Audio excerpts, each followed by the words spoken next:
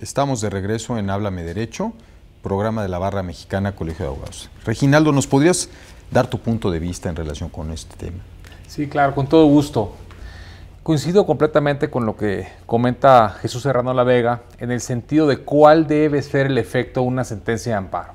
Y lo digo porque a propósito de la cualidad de los quejosos, no se debe de desnaturalizar el juicio de amparo ni los fines restitutorios de esa institución. Finalmente, mientras existan normas de carácter sustantivo contenidas en la Constitución o en tratados internacionales que prevean derechos humanos y las cuales puedan ser reclamadas por los contribuyentes, no debiera haber un regateo por cuanto a la extensión del beneficio que se debe de dar después de haberse resuelto sobre la inconstitucionalidad de una norma. Por eso ahora que comentas, Alejandro, creo que es un tema bastante interesante. ¿Qué sucede con el cumplimiento sustituto de sentencias? Lo primero que me viene a la mente es que eso solo debiere de darse por excepción. Esto es, cuando no existe una manera materialmente disponible para restituir al quejoso en el goce de sus garantías. Como ya lo platicamos, si con motivo de una norma que ha sido declarada inconstitucional se extraen recursos del patrimonio de un sujeto, quiero pensar que siempre existirá la manera de restituir ese quejoso mediante la devolución de aquellos impuestos pagados en exceso, dada la solvencia del Estado mexicano. Pero no quiero detenerme en esa discusión, me gustaría también verlo un poquito más global.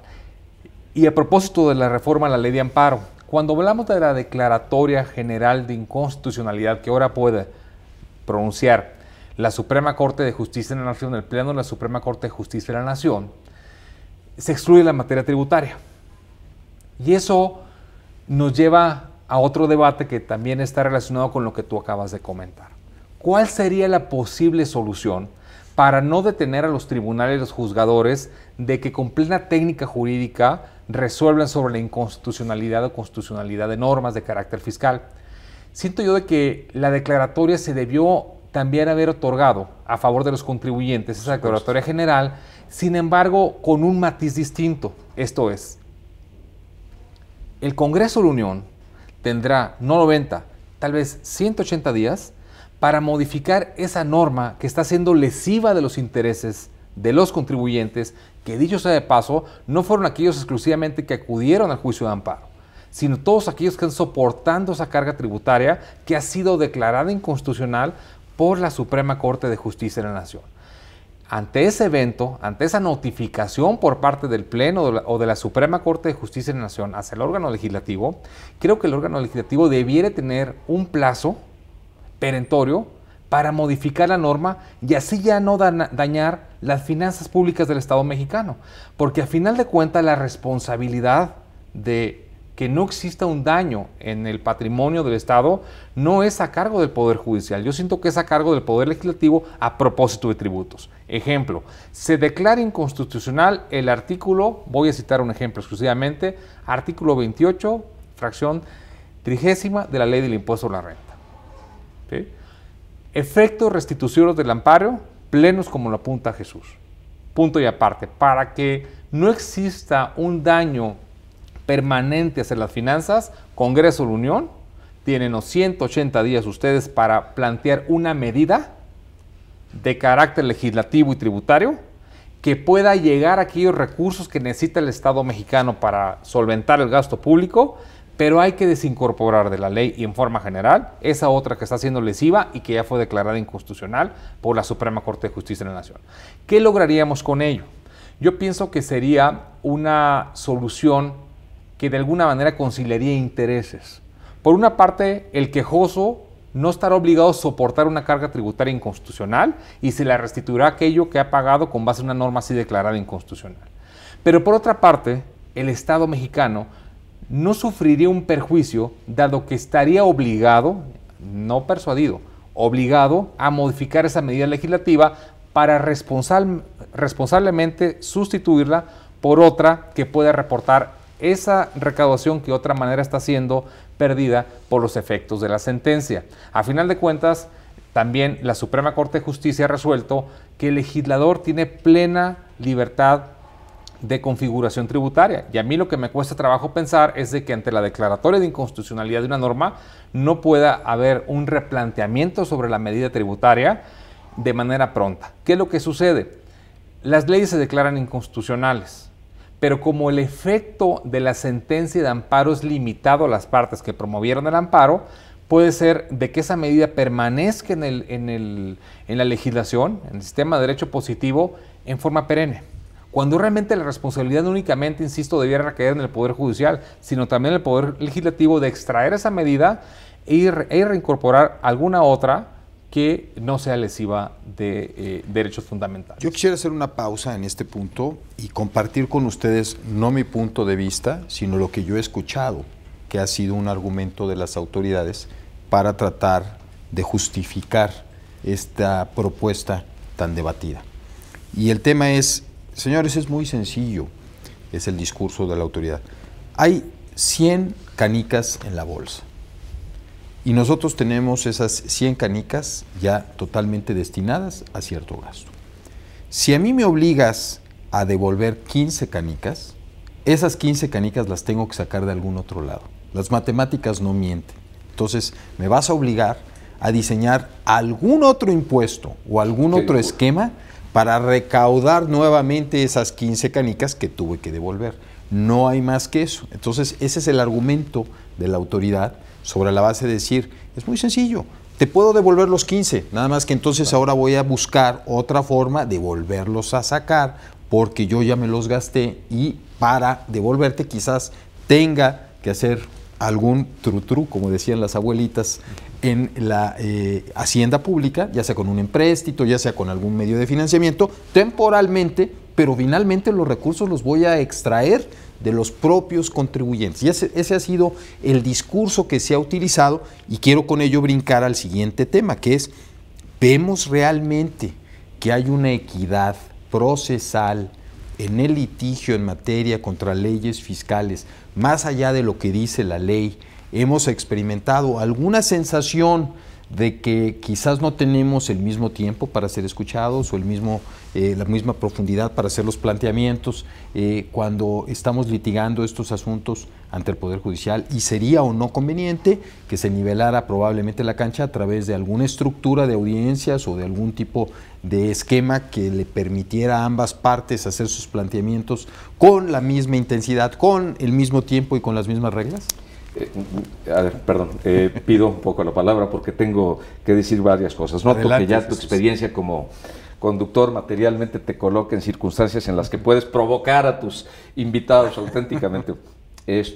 Me siento como si estuviéramos hablando específicamente del siglo IV antes de Cristo y concretamente tratásemos, por ejemplo, de Gorgias y de todos aquellos grandes impostadores, por lo que en todo caso resulta sofismas.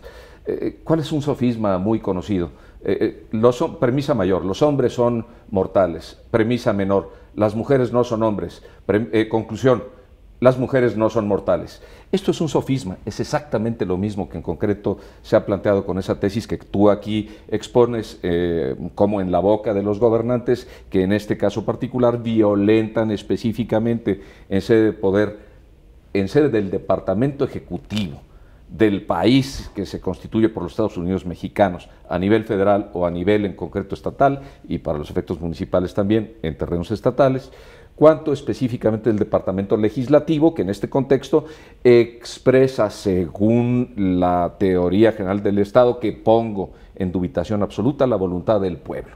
¿Por qué se inician en Cámara de Diputados concretamente todas las leyes tributarias y las leyes militares? Pues porque en concreto, por principio se entiende que es el pueblo al que le corresponde en una primera instancia determinar las autocargas que ha de sostener, ya sea de orden económico o de sangre.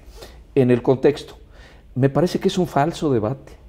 Específicamente, ¿por qué existe aquí sofisma intrínseco en las circunstancias?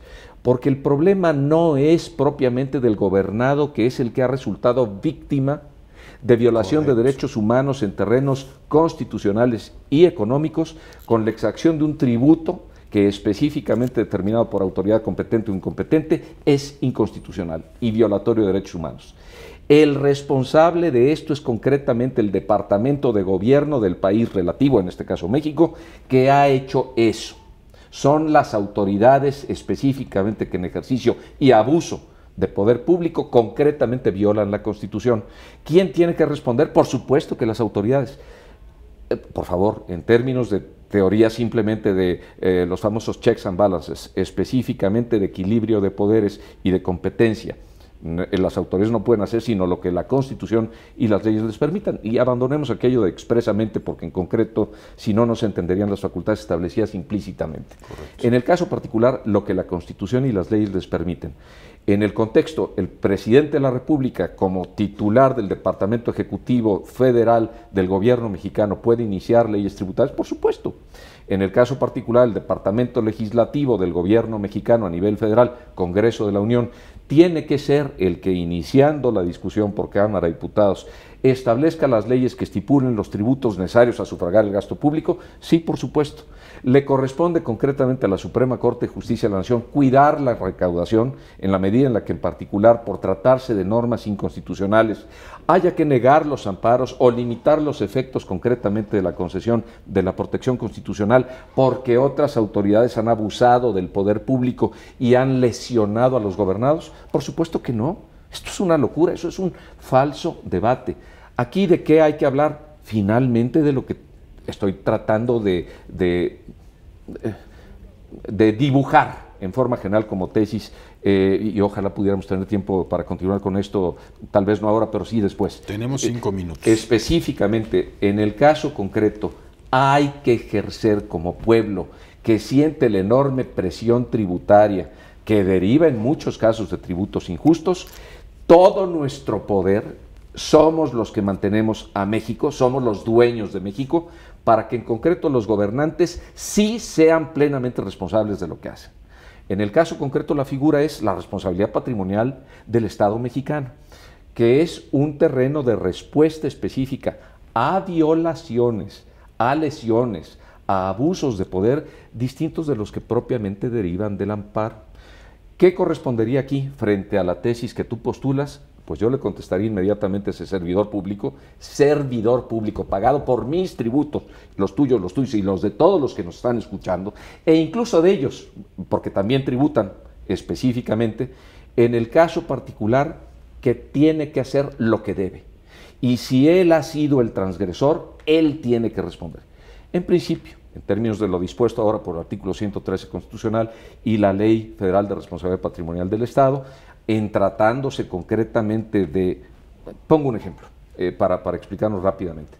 ¿Qué ocurre cuando concretamente una autoridad, por ejemplo, la más recalcitrante a mi juicio de México en materia tributaria, el gobierno del Distrito Federal, la tesorería del Distrito Federal, chicanea en particular el cumplimiento de las devoluciones a que ha lugar específicamente en cumplimiento de la Constitución y de las leyes de amparo operantes, en tratándose de amparos concedidos a contribuyentes respecto de tributación inconstitucional en el Distrito Federal, y transcurren con exceso 5 años específicamente en los que se genera interés. Materialmente en particular puede resultar que la restitución se dé a los 11 años. Muy bien, el gobernado correspondiente tendría que demandar específicamente por 6 años en terrenos de responsabilidad patrimonial del Distrito Federal ese abuso. ¿Qué ocurre? Que en particular somos los demás contribuyentes los que específicamente lo estaremos resarciendo por culpa de las autoridades. ¿Cuál es el correcto debate a mi juicio? Las autoridades que eso hagan son las que tienen que pagar de su propio peculio. 2, esas son las autoridades que en su caso tienen que ser destituidas. 3, específicamente esas son las autoridades que tienen que ir a la cárcel. ¿A poco vamos a aceptar gobernantes de esta naturaleza ya en el presente siglo XXI? Pues para pueblos que se dejan, claro que sí. Para pueblos que no, y para eso no hay que llegar a las armas de fuego o blancas o de cualquier otra naturaleza, hay que utilizar como arma el derecho y el valor civil. Esa es mi propuesta, ese es el debate del que en realidad debiésemos estar hablando, no del otro, que es una locura. De acuerdo. ¿Por qué somos patriotas los que defendemos gobernados contribuyentes en materia tributaria? Porque en concreto, evitando materialmente tributos injustos en función del sistema jurídico mexicano y de las decisiones de la Suprema Corte, se evita concretamente que se abuse oscura, dilapidatoria irresponsable o criminalmente del gasto público mexicano. En fin, no tengo nada más que decir. Muy bien, Jesús. Muchas gracias. Para cerrar el programa, no sé, Reginaldo, si nos podrías decir tu punto de vista sobre la equidad procesal. Lo puedo advertir, alguna inequidad, algún grado de inequidad por el tipo de información que se hace llegar, y es una percepción, a órganos jurisdiccionales a propósito de la defensa de los intereses del Estado. Cuando se debatía alrededor de la medida de la eliminación del régimen de consolidación, se dan públicamente datos hace algunos años, hace un par de años, sobre el grado de tributación que mantenían las empresas que consolidaban fiscalmente en México. Y esa misma información, sin que naturalmente me conste, porque yo no lo así he visto, pero sí lo podemos percibir, si con ese tipo de información es como se trata de persuadir al juez constitucional para que valide la constitucionalidad de una norma, creo que indudablemente estamos ante una inequidad. Pero una inequidad que pudiera resolverse en forma, siento yo, sencilla y práctica. Esto es, permitiendo también a los litigantes poder, conjuntamente con quienes defienden los intereses del fisco, dialogar ante quienes resolverán en su momento si la norma es constitucional o inconstitucional. Y estoy hablando de audiencias públicas, en donde los argumentos de un lado y otro puedan contrastarse en beneficio no únicamente de los contribuyentes y de los justiciables, sino también de los propios jueces que resuelven los planteamientos por parte de contribuyentes. Porque qué mejor para un juzgador o qué regla más elemental para un juzgador el del buscar y encontrar la verdad material. Y de hecho, en nuestro colegio, y al igual que otros colegios de abogados, entiendo que han creado un grupo de trabajo que está haciendo un planteamiento a la Suprema Corte y se está trabajando precisamente sobre esa línea de las audiencias para presentar una iniciativa de modificación. No sabemos si va a ser a la ley de amparo o si va a ser un acuerdo interno del propio Poder Judicial, pero es un tema que se está atendiendo. Y pues creo que con esto hemos cubierto, mis queridos amigos, distinguidos abogados postulantes. Apenas atisbado, mi querido Alejandro. Pero creo que hemos hecho un análisis que espero le haya dado a quienes nos ven y quienes nos escuchan una visión de un tema del amparo fiscal que probablemente no aparece en los diarios y que es lo que realmente se vive en el día con día en las trincheras del litigio en materia tributaria en este país.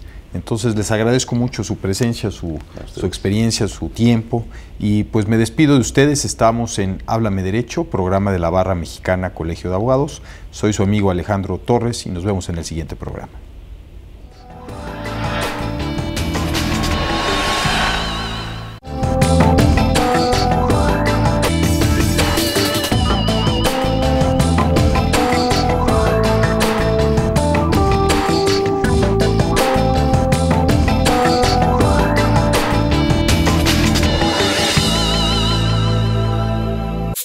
Yeah.